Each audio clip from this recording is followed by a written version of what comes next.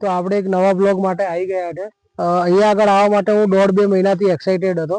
તો આવો આગળ આપણે જઈએ કે આગળ શું છે અને તમને બતાવું. આગળ તમે જોઈ શકો છો આજુબાજુ બધું જંગલ છે. અહીંયા આગળ ચોમાસાના ટાઈમે અવોઇડ કરજો આવવાનું, કેમ કે વરસાદને એના કારણે રસ્તા બધા બંધ હોય છે. તો તમે જોઈ શકો છો કેવું છે અત્યારે આજુબાજુ બધું.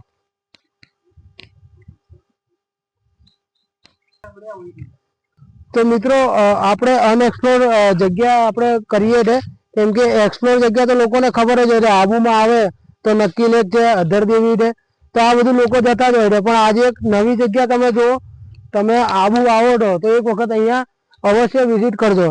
અને જે નથી આવી શકતા એ લોકો મારા વિડીયોના માધ્યમથી બી જોઈ શકે. તો એટલા માટે અમે આ બધી મહેનત કરતા રહીએ છીએ.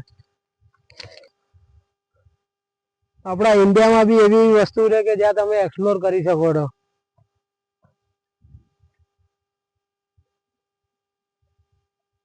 તો આપણે ગૌમુખ જઈ રહ્યા છીએ, એ 750 પગથિયા છે. તો એ ઉતરીને પછી ત્યાં આગળ નીચે મંદિર આવશે. તો તમે જો આવવા માંગતા હોય તો 2 વાગ્યા પહેલા આવી જજો, કેમ કે અહીંયા આગળ પ્રાણીઓ બી રહેતા હોય છે. જેવી મજા આવે છે ને. ચલો આગળ જઈએ. આપણે 750 પગથિયા ઉતરીને આપણે આવી ગયા છે જે ગૌમુખ કરીને છે. આનું નામ ગૌમુખ એટલે છે કે ગાયના મોઢામાંથી અહીંયા પાણી નીકળે છે. તો જો તમે જોઈ શકો છો. અને આ એવું નથી કે કલાક 2 કલાક આવે કે કેવું. આ 24 કલાક ચાલુ ને ચાલુ હોય છે.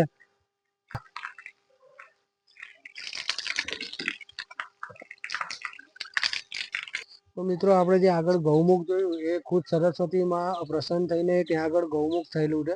અને અહીંયા આગળ જે વશિષ્ઠ ઋષિ હતા એમનો અહીંયા આગળ આશ્રમ છે. અને અહીંયા આગળ પાતાલેશ્વર મહાદેવ બી છે. તો આવો એમના હું તમને દર્શન કરાવું ને આગળ અંદર પંડિતજી બી છે. તો જો એમની સાથે વાતચીત થઈ શકે તો આપણે 2 મિનિટ વાતચીત બી કરીશું એમની સાથે.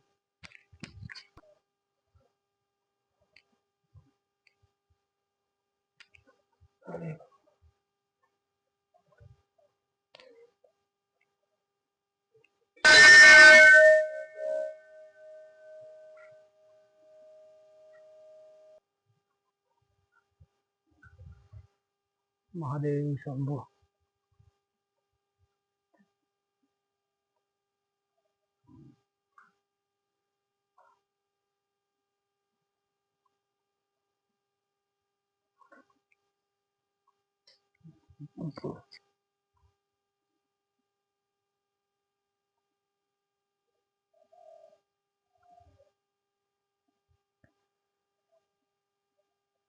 આ બધી મિત્રો સમાધિ છે. જે ઋષિ મુનિ હતા એ બધાએ સમાધિ લીધી છે. તો એમની સમાધિ છે.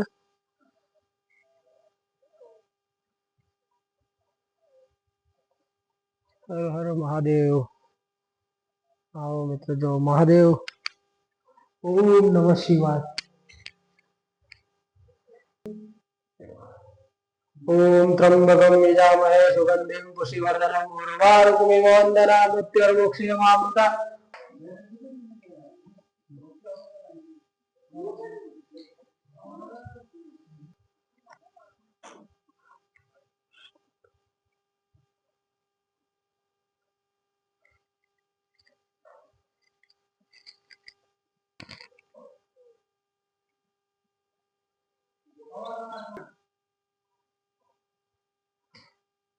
तो हाँ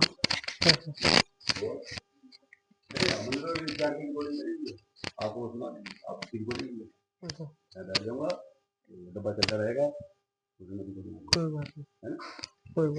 મિત્રો આપણે મંદિર જોયું તો અહીંયા આગળ એક મહારાજ છે. એમને આપણે અહીંયાનો ઇતિહાસ પૂછીશું અને એમની સાથે 2 મિનિટ વાત કરીશું. તો આવો મારી સાથે. आपकी थोड़ी जानकारी दोगे कि क्या इतिहास है और क्या है, तो लोगों को पता चले हमारे माध्यम से. देखिए सब भगवान राम को जानते हैं. बराबर. अयोध्या में भगवान राम का जन्म हुआ. हाँ. वशिष्ठ जी उनके गुरु. बराबर. तो ये स्थान जो है राजस्थान के माउंट आबू में गौमुख वशिष्ठ आश्रम राम जी के गुरु का आश्रम है. बराबर. राम जी की पाठशाला है. अच्छा. प्रेम का दूसरा रूप राम है. राम. तो ये प्रेम की पाठशाला है. सही है. भगवान राम यहाँ पढ़ते थे, गाय को चारा देते थे, लकड़ी लाते थे, खाना बनाते थे, सेवा करते थे. सेवा ही तीर्थ का महत्व होता है. हाँ वो तो है. ये जो आबू पर्वत आज आप देख रहे हैं, वो पूर्व काल में यहाँ नहीं था। ये हिमालय पुत्र है। अच्छा। इसका असली नाम नंदीवर्धन है। तो पूर्व काल में गौतम ऋषि शिक्षा देते थे, तो उनकी उसमें आश्रम में एक उनतक नाम के ऋषि शिक्षा प्राप्त करते थे। जब उनकी शिक्षा पूर्ण हो गई, तो गौतम ऋषि ने बोला कि आपकी शिक्षा पूर्ण हुई और अब आप घर प्रस्थान करें। तो उनतक ने कहा कि गुरुजी, गुरु दक्षिणा तो देनी पड़ेगी, उसके बिना शिक्षा कैसे पूरी सही होगी। है। तो उन्होंने कहा हम कुछ नहीं चाहते हैं, आप जाओ घर, आपकी सेवा निःशुल्क, शिक्षा निःशुल्क। पहले निःशुल्क कुछ नहीं, इस संसार में कुछ तो शुल्क देना पड़ता है, सही है। हाँ। श्रद्धा सुमन तो देने पड़ते हैं। दे दो। फिर कुछ तो लो गुरु जी। तो बोले हम तो कुछ नहीं चाहते, अपनी माता से पूछ लो। तो गौतम ऋषि की पत्नी अहिल्या, अहिल्या। तो वो माता के पास गए, अहिल्या के पास, माता जी गुरु जी कुछ नहीं चाहते, आप क्या चाहती हो। बोले बेटा हम भी कुछ नहीं चाहते, जब पति नहीं चाहता तो हम क्या चाहते हैं। नहीं नहीं, कुछ तो बताओ आप, मैं ऐसे कैसे करूँ। तो बोली कि अच्छा, अगर आप देना चाहते हैं तो अयोध्या की रानी मदंती के दिव्य कुंडल ला दो। बराबर। उस समय अयोध्या के राजा सूरदास थे, राम जी के वंशज। राम सिंह। राम जी के वंशज राम सिंह नहीं, तो राम जी के वंशज राजा सूरदास थे, उनकी रानी मदंती अयोध्या में राज करते थे। ये सत्युग की बात थी, जब आबू पर्वत यहाँ नहीं था, हाँ। ये रेगिस्तान था, अच्छा। राजस्थान का। तब उन्होंने बड़ा आदर सत्कार करे। बोले बच्चे कैसे आना हुआ। ब्राह्मण का सब संस्कार करते, कुछ भी मांगे देते थे। माता जी गुरु दक्षिणा में कुंडल मांगे हैं माता जी ने, तो आप भिक्षा में दे दो तो मैं उन्हें दे दूँ, दे तो दो। मेरी शिक्षा पूरी हो जाए। तो उन्होंने कुंडल दे दिए। कहने लगे बेटा ये कुंडल तो मैं आपको दे रही, लेकिन इस बात का विशेष ध्यान रखना, इस कुंडल को प्राप्त करने के लिए देवता, नाग, किन्नर, गंधर्व सब लालायित हैं, चुराने के चक्कर में हैं। सुगराने चक्कर में। तो इसको संभाल के लेके जाना। तो वो बच्चा लेके कुंडल झोली में चलता चलता चलता चलता और यहाँ तक आ गया। बराबर। यहाँ आ गया तो संध्या हो गई। संध्या हो गई तो वो उपासना करने लगा, ध्यान में चला गया। ध्यान में चला गया, कुंडल नीचे रख दिए मृग चरम के नीचे। तो तक्षक नाग जिसने परीक्षित को रखा था, वो अयोध्या से ही उसकी रेकी करते हुए उसके पीछे लगा हुआ था कि जहाँ मौका मिलेगा ले वो लेंगे। कुंडल चुरा ठेप हो लेंगे। जाए, चुरा लेंगे। अब तक्षक देखा बच्चा तो ध्यान में चला गया, तो उसने कुंडल लिए और सीधा पाताल में चला गया, बिल के रास्ते से। सांप तो बिल के रास्ते से हाँ जाएगा, हाँ। सीधा पाताल चला गया। पता नहीं। पातालेश्वर महादेव के दर्शन करे आपने। नहीं। हाँ वहाँ पे आगे। हाँ वो पाताल। पातालेश्वर महादेव में वशिष्ठ मुनि की कृपा से पाताल को भेदन करके धरती पर आए। बराबर। तब उसका ध्यान भंग हुआ, तो पूरा हुआ, तो उसने देखा अरे कुंडल नहीं, कुंडल को ये चुरा लिया। फिर उसने कुंडल के लिए ध्यान करा। देखिए पहले ऐसी थेरेपी होती थी, आजकल तो मशीन है, पहले शरीर ही मशीन था, शरीर में। सारे कार्य शरीर से होते थे। तो उसने फिर कुंडल के लिए ध्यान करा, जैसे जीपीआरएस लगा देते, हाँ। तो लोगों ने कुंडल के लिए ध्यान करा, कुंडल लगाने लगे, तो दक्षिणा के लेके चला गया बिल के रास्ते से। तो उसको क्रोध आ गया, गुरु दक्षिणा कैसे पूरी होगी। सही है। जिसके लिए अयोध्या गया, जिसके लिए पैदल आया गुरु दक्षिणा, वो तक्षक नाग ले गया। तब उसने क्या करा, उसके पास डंडा था, पहले ब्राह्मण लोग ब्रह्म दंड रखते थे, हाँ।